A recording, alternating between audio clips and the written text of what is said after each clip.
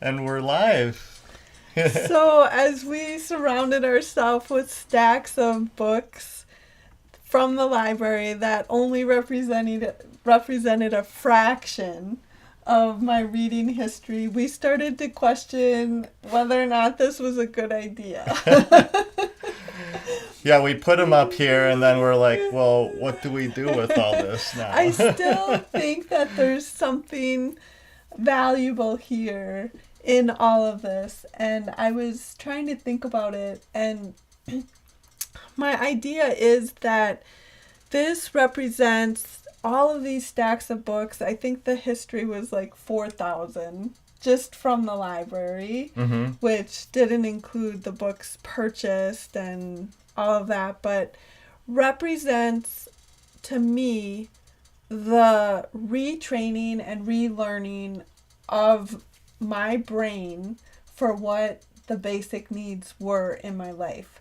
Yeah. So, for instance, I feel as though I learned what to eat. Well, I didn't learn how to cook, but but really what to eat, what was cool from the television, from friends, just from what everyone else did by going to restaurants, different things like that. Yeah. And so because that was what I learned, food was even at the grocery store, learning like this is a food grocery store. This is what food is. Yep. Whatever's in this grocery store is what I eat and take home. The thing was for me was that what I call food products did not work well for me, for my psyche, for my physical performance, for the way my physical body looked. And instead I was questioning my worth. I was blaming myself, like, well, why don't I look like other people? Or why am I gaining weight? Or why is my face puffy? Yeah. Things like that. I don't know. What do you think? Well, yeah, the same way, but my parents, we immigrated, and so we still had some of that old world food. So, like home cooked food, not takeout pizza or something like that. But we eventually succumbed. But going to my friend's house meant, I don't know, Hostess Twinkies or something. It Yes. meant drinking Mountain Dew. It meant Little Debbie's or whatever, all these different things. Whereas eating at home meant gourmet sabzi, which was like meat with herbs and rice and Yes. everything. Having a pizza at home or spaghetti meant having like bell peppers in it and fresh veggies and stuff, not and like handmade dough.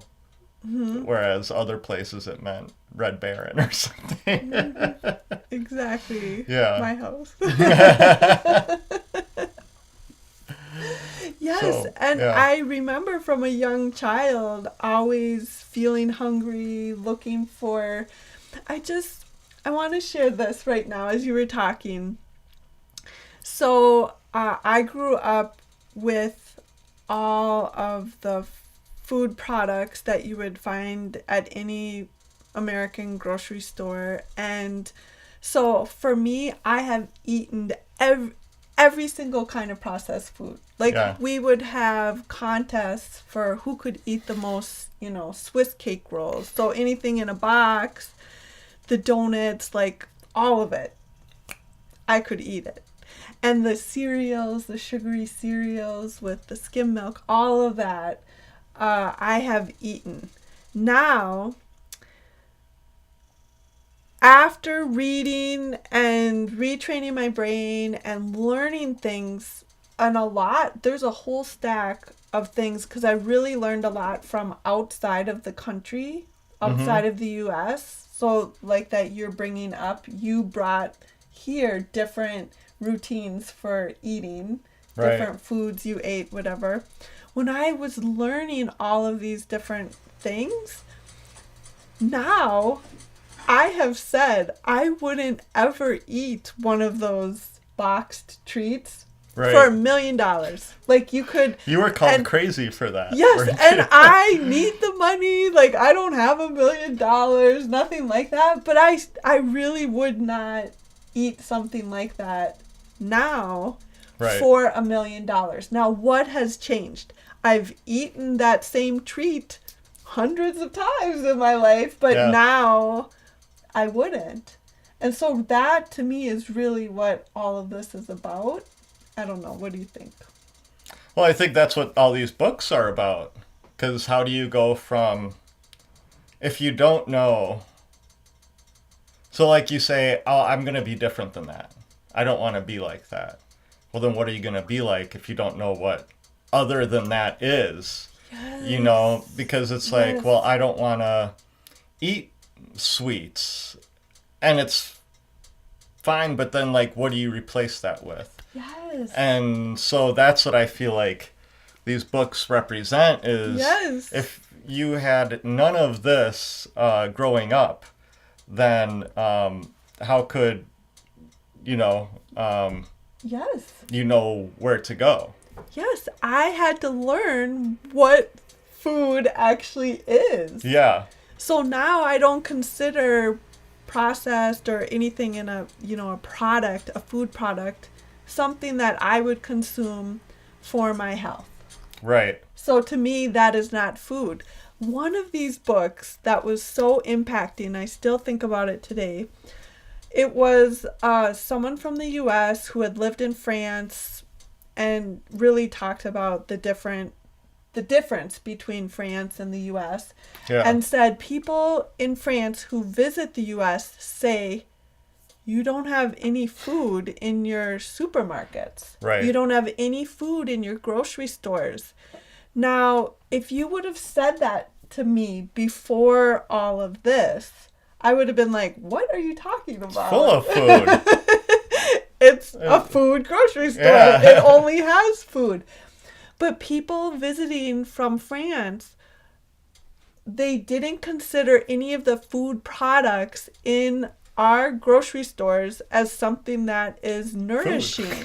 Exactly. That it's not food. It's the purpose of food is to nourish us, to help our body perform, to give our body the nutrients that it's craving, Mm-hmm. or we're always going to feel hungry. And so that is not happening. It was not happening for me, and it was such a light bulb. My life changed forever learning that my body would always feel hungry until it got the nutrients it needed. Just think about that. Let that Yeah. really enter. And suddenly I'm like, oh my gosh, this is not my fault. It's not my fault that I can eat half a box of cereal and still be hungry. You know, it would say the serving is like a half cup. I'm like, what? I just ate half a box of it. Well, I had like 3, servings. I got the because I ice was cream that said half the fat, so I would think, okay, fine, I'll have the same serving, but then I'd justify eating the whole thing by like, well, I'm eating the same as I did before, so it was half the fat. So this reminds me of when I was growing up and struggling with my weight. I would read all the magazines. Okay, what am I supposed to eat to be healthy? And everyone was saying low fat. Yeah, No fat, low fat. And then there would be products like, we talk about this all the time, low fat gummy bears or whatever it is. And Yeah. I would be like, okay, this is awesome. And I would eat the low fat and I would still feel hungry. I was never nourished. yeah, Always struggled with my weight. Didn't feel well. Tired, and I would say that point in my life where I was just like, what's wrong with me? I have everything that you're supposed to have to be happy, and I didn't want to get out of bed and go to work. mm-hmm. that was all directly connected to, I had never been nourished. You know, Really. I remember I worked at a certain worldwide coffee store. And I thought it was really funny on their pastries. Some of them say lower fat blueberry scone. And I'm like, lower fat? Like, what does that mean? Lower than what? And so there were like these messages like this that these food companies would put on there, making you think, well, this is something, because like half the fat than what? Let's say. Half of what? Less than what? Well, it just seems like a whole game that's being played on us. It was played on me that I fell for. And I mean, that's why they say if you want to learn something, go to the library, read a book. Yes. Oh my gosh. And this is true.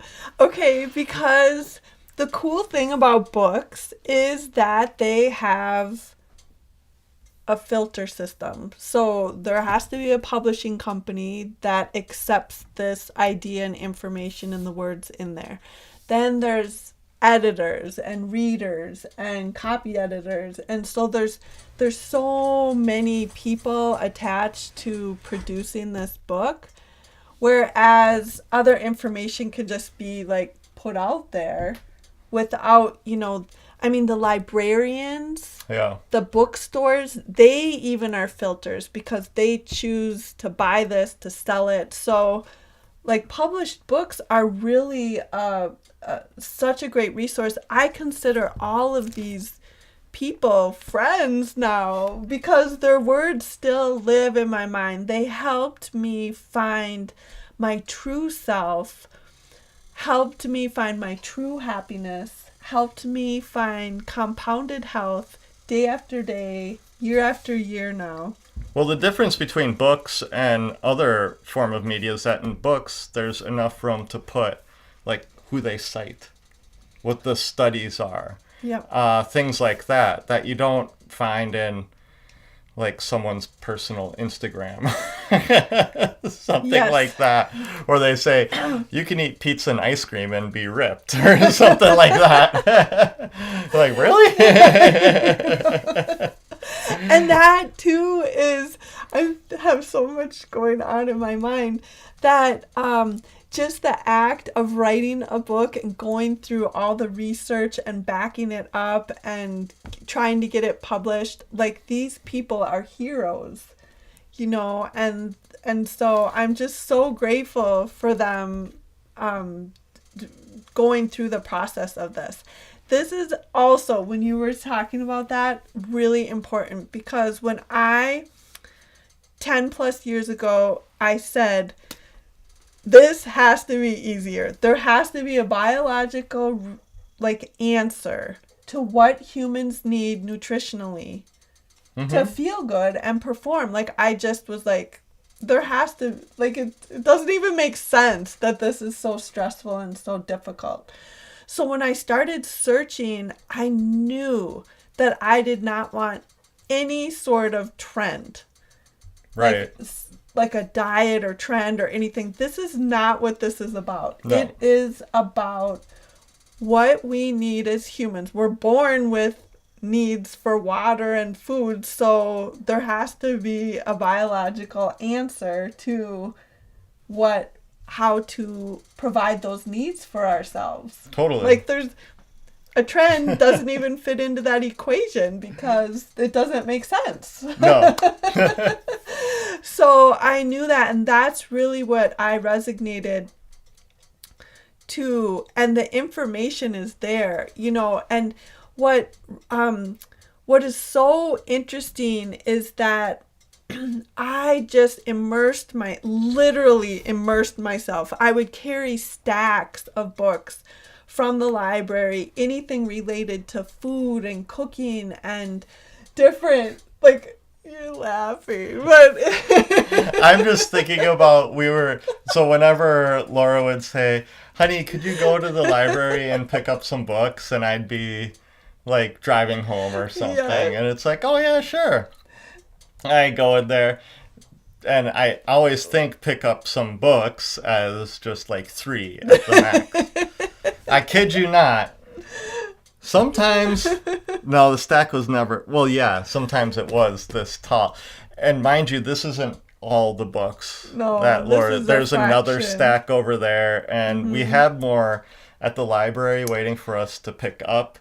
But I said, And- honey, we have enough books, I think. And we had a limit of how much Yeah. we could check out, so this isn't even near So the amount. what we did was go through Laura's history at the library, and we checked out as many books as they would let us that she has checked out. So we have a pretty substantial amount of your reading history. And the thing that keeps popping up in my head is when you thought you could just walk to the library and pick up your books with your dog Aphrodite.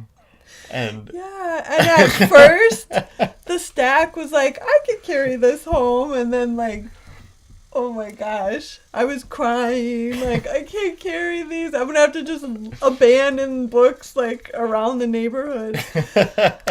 drive back and pick them up. Yeah, and the other thing, too, that really stuck out to me was the librarians who are so thoughtful, and they don't say a lot, but one did say, like, somewhere in this journey, I want to eat Thanksgiving dinner at your house. So they definitely were noticing. Yeah.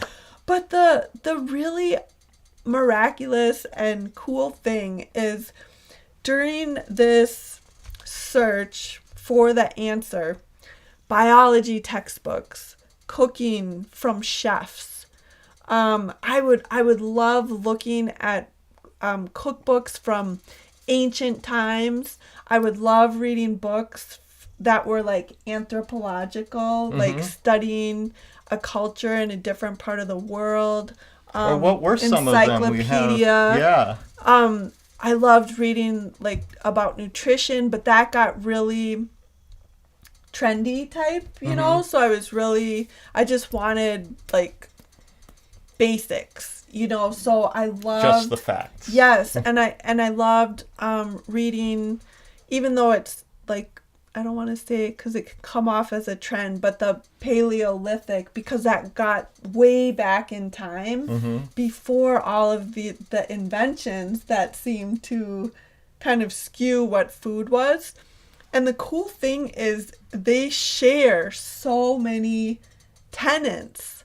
So I would read something in a cookbook, and then it would totally make sense in a nutrition book. And then the chefs would be saying something that like meant the same thing as well. So, and I really am grateful to the books that were outside of the country, like how you said, because that's really what I found, that, you know, that I learned the secret is in the ingredients.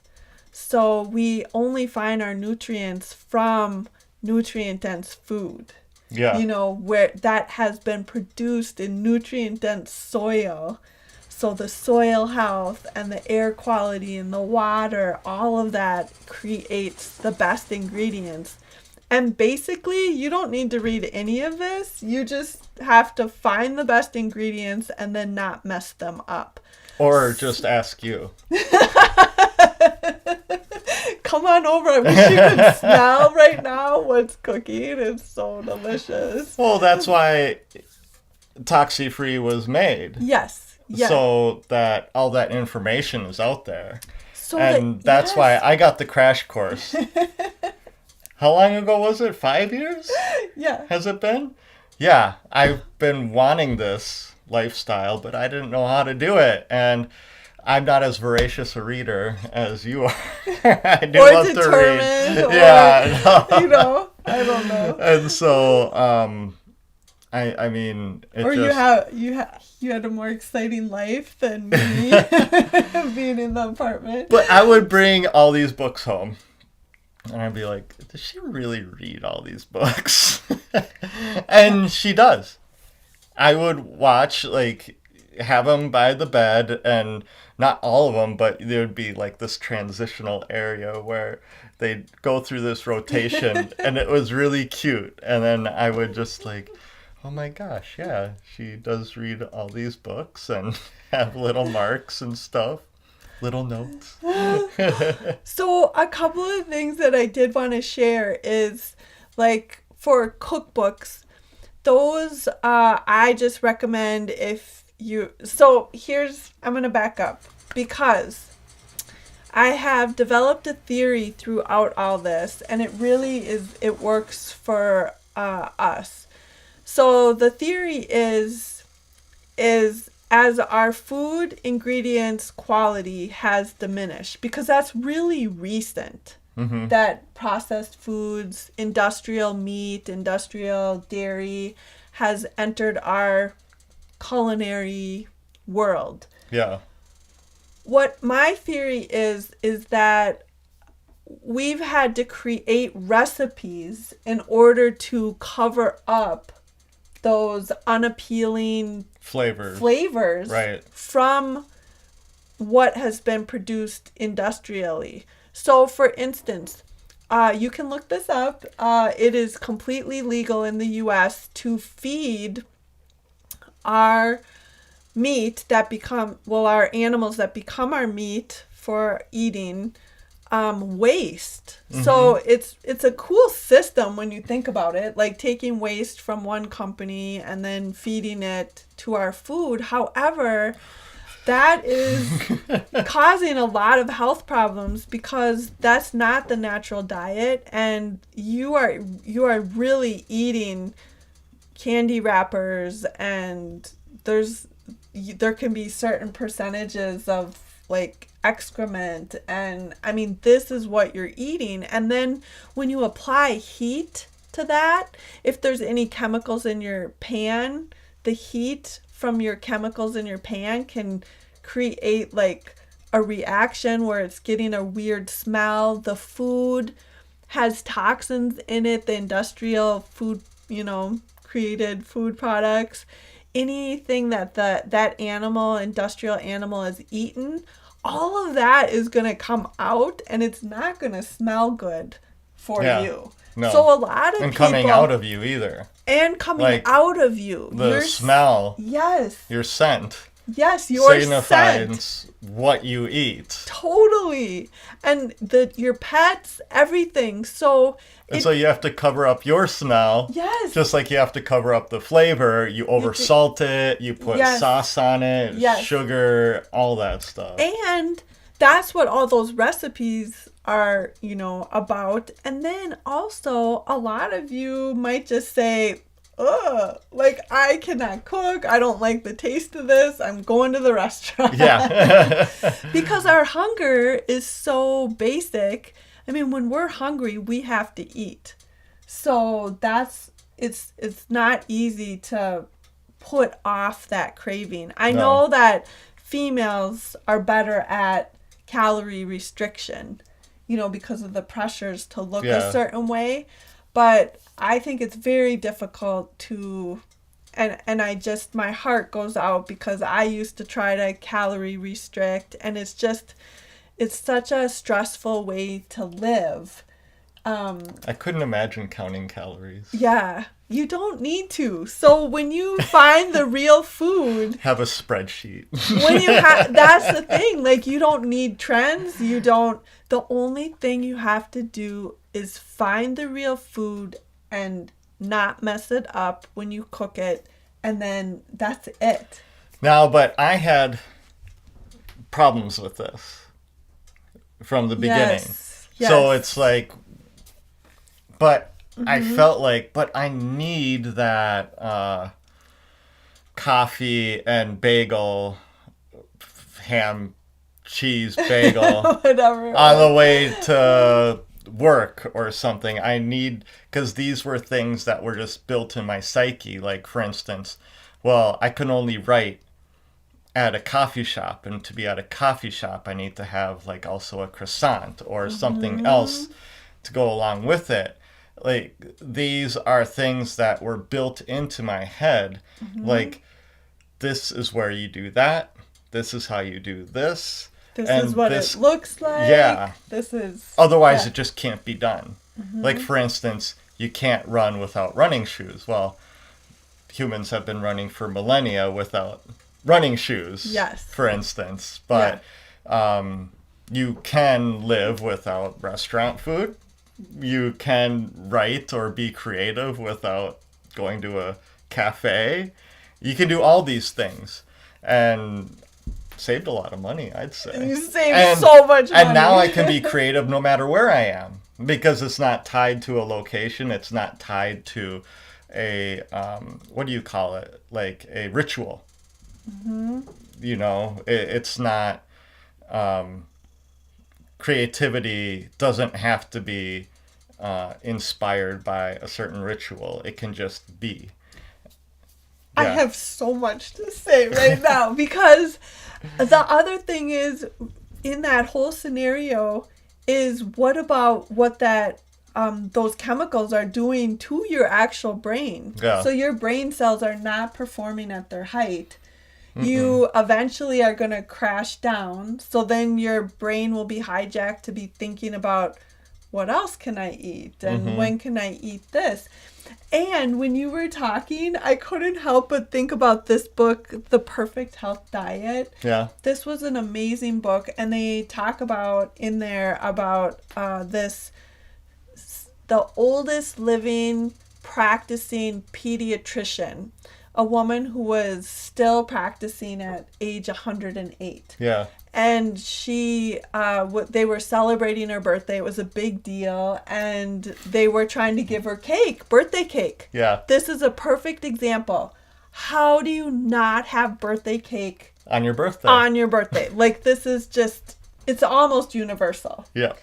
So she just said to them, I haven't eaten cake in 80 years. Like, that is the connection. Like, she is a practicing pediatrician at the age of 108, being celebrated by the world, right? Because she hasn't eaten cake for 80 years. Like that's what happens. Exactly. It's so, really interesting. My mom, who's a scientist, and she would not mind me telling you this, but she was always like challenging me on this. Like, what are you talking about? And what do you mean it's not food? Like, that doesn't make sense, and different things like that. And I just said, Mom, I said, there are health problems today that never existed. All I want is just, for people to have the truth. So when you eat the ice cream, she loves ice cream. Oh my gosh. But at the same time, she's always talking to me as she ages about this fear that she is going to lose this genius level IQ that she has, like her working brain, like, she's going to start forgetting, or the dementia, or even Alzheimer's. And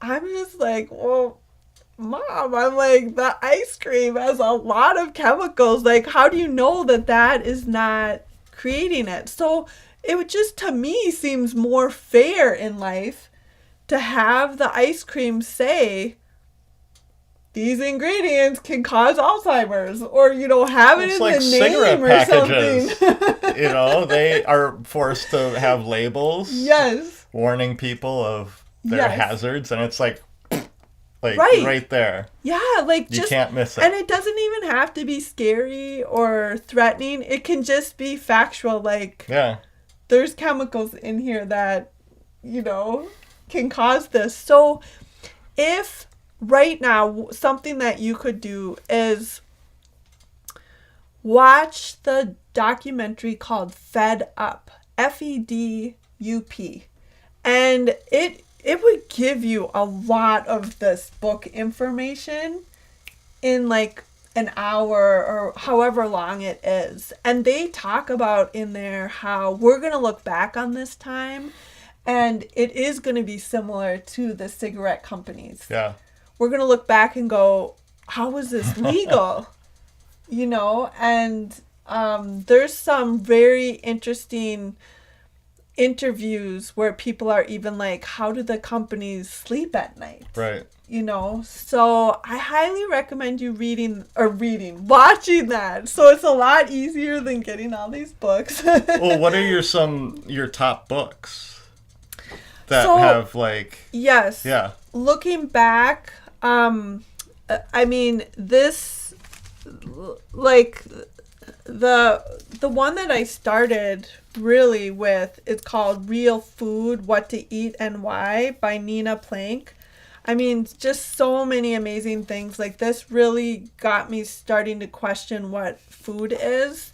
And it was so easy to read. I even found the I even found the organic coconut oil that's been traditionally made from this book that we use still to this day. Like, that's probably 15 years or something. So I'm so grateful to that. And then after that, like, these two were just amazing. So this was kind of next.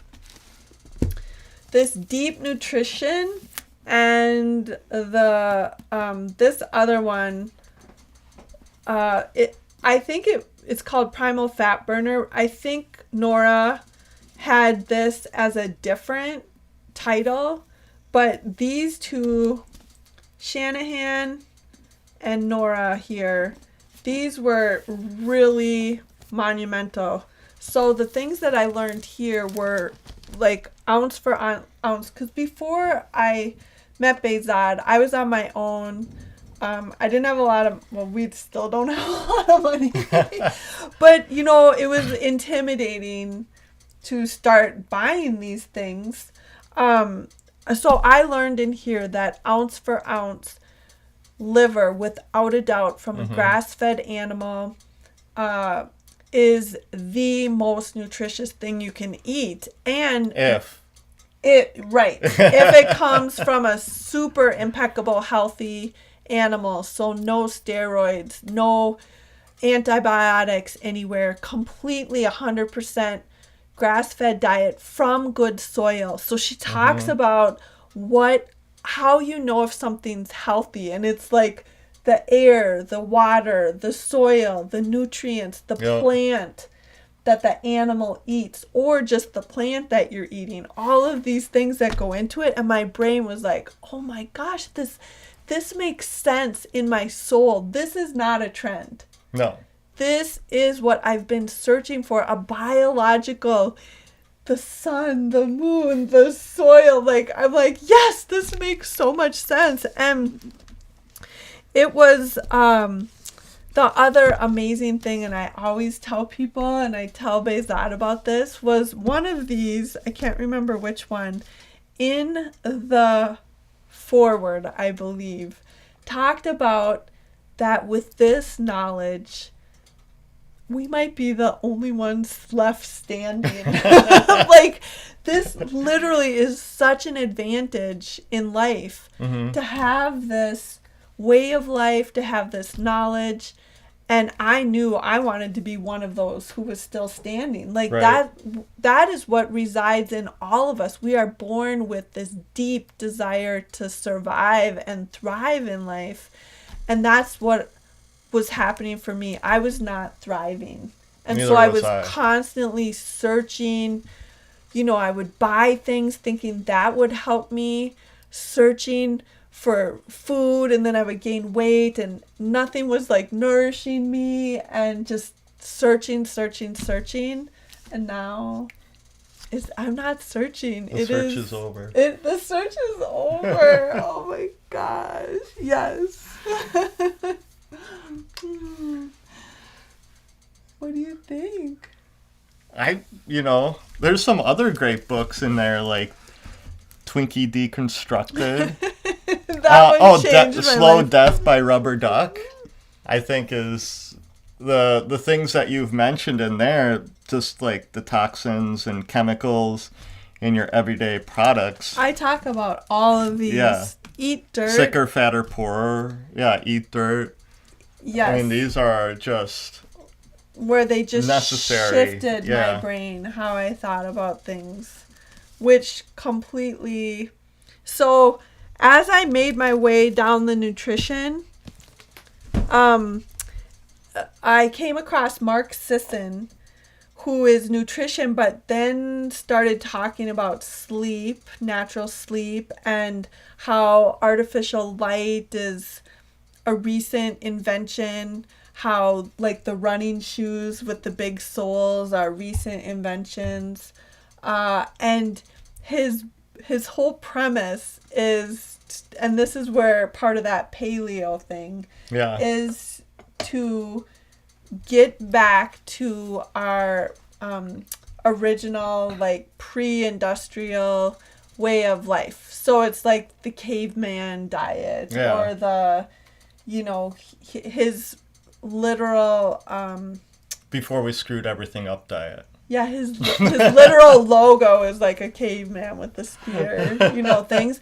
And this again was like, this is not a trend. Like, this is just feels right deep within my DNA, just stretching back. And so my brain would constantly be trying to think about so far back of what life was like. And Mark Sisson does an amazing job of walking you through what life was like. And it's so different, and that still guides me. So now I always talk about us like hunting and gathering from farms, and from what we're choosing to find to eat, and sleeping in total darkness, considering the different lights, all of that, and the effect. So then that was starting to change my brain about,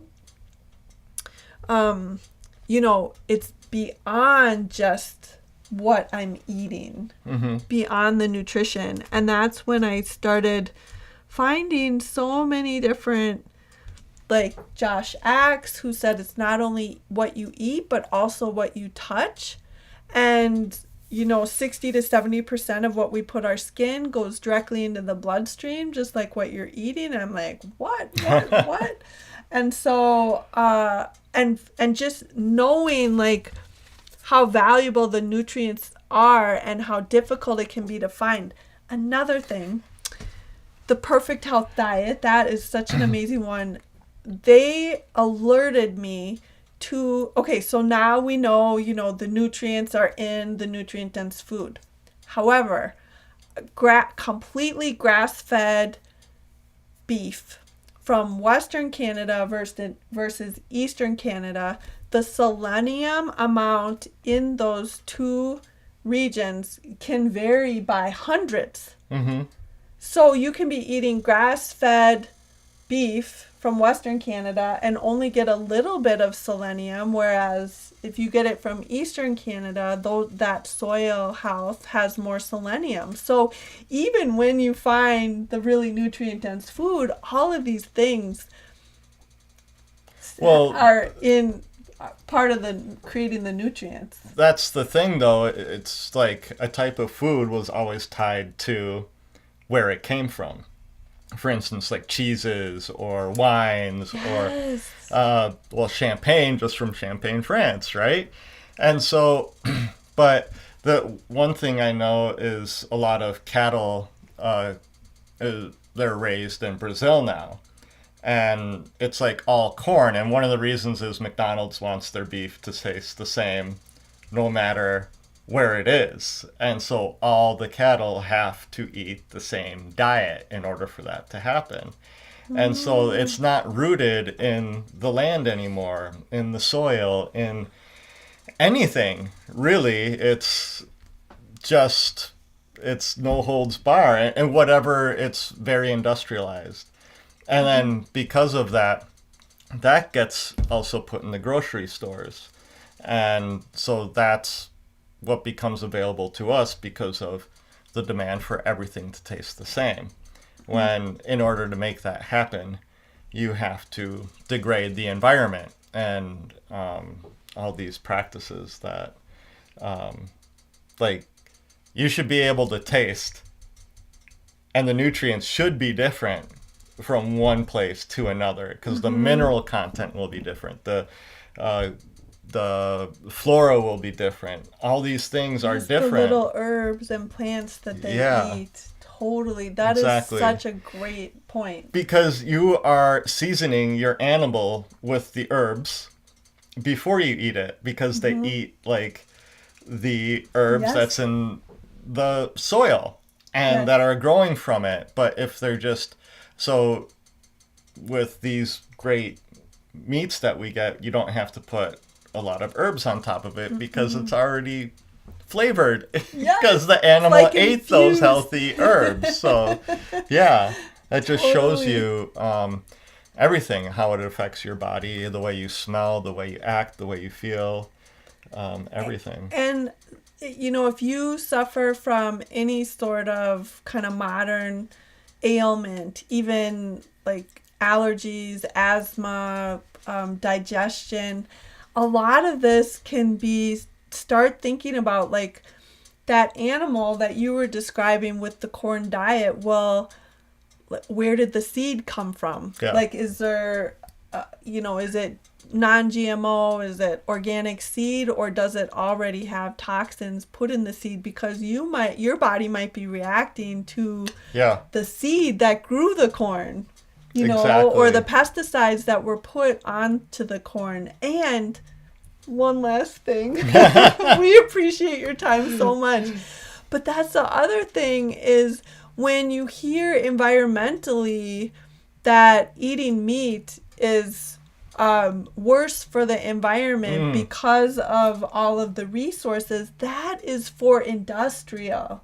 Yeah. Because when industrial feedlots, they call them. Yeah. Yes, because of the concentrated. Well, first you have to grow all the corn, takes up all those resources, all that space. Monoculture. Yes, the monoculture, and then you have the concentrated feed areas, that causes so much pollution and concentrated excrement that has yes, it's not natural. But when you have grass-fed, natural, eat well, like all of the natural ecosystem, that is actually reversing climate change. It is producing carbon that takes it captures the carbon. It captures the carbon, which is reducing the climate change. Yep. And so if you also add to your video list, Kiss the Ground. Yes. Be prepared to just be completely blown away and have your brain changed as well. Like, you don't have to read all this. Fed Up, Kiss the Ground. You will have such an amazing education. Yes, you can watch us anytime. But really what Toxyfree does so well is it's like the every person able to do this. So someone like me who only knew how to cook by pouring cereal and milk on it, now I wouldn't ever eat cereal, and I haven't in years and years and years. So we help people find the good ingredients, find the things that will protect those valuable nutrients, and just really, really be able to thrive. Yeah. That is what it's all about. Absolutely. What do you think? Success! Well, I hope you learned a lot because we went through a lot. we have a lot of returning of books to do, but I just love they've affected my life so positively. It's just amazing. I'm so grateful. We should have counted how many books we have here. Yeah. Bizarre carried them all up here. I did. I'm like, thank you, honey. Who needs a gym? Yeah. When you're getting books for Laura. Thank you so much. Bye.